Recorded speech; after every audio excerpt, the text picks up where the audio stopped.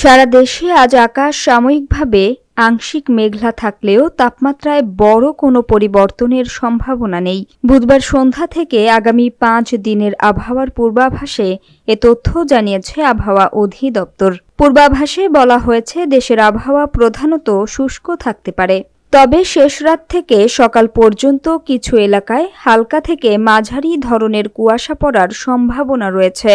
সারা দেশে রাত ও দিনের তাপমাত্রা প্রায় অপরিবর্তিত থাকতে পারে। গত 24 ঘন্টায় দেশের সর্বনিম্ন তাপমাত্রা রেকর্ড করা হয়েছে রাজশাহী বদলগাছীতে 10.3 ডিগ্রি সেলসিয়াস। অন্যদিকে সর্বোচ্চ তাপমাত্রা ছিল টেকনাফে 31.4 ডিগ্রি সেলসিয়াস, যা মাঘ মাসেই গরমের আভাস দিচ্ছে।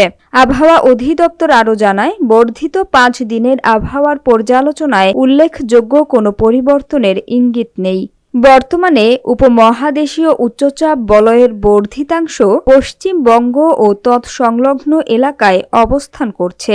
একই সঙ্গে মৌসুমের স্বাভাবিক লঘুচাপ দক্ষিণ বঙ্গোপসাগরে অবস্থান করছে, যার একটি বর্ধিতাংশ উত্তর পূর্ব বঙ্গোপসাগর পর্যন্ত বিস্তৃত রয়েছে।